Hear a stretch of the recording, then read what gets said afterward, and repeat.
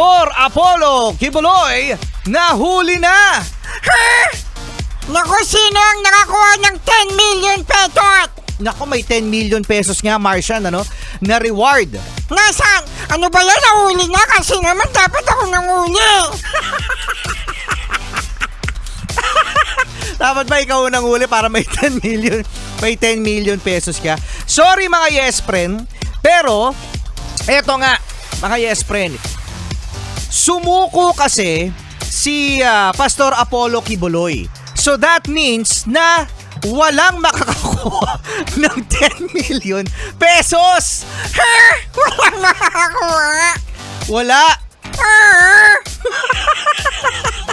Yes mga yes friend, sumuko si Pastor Kibuloy sa mga yes friend sa Intelligence Service of Armed Forces o ISAF.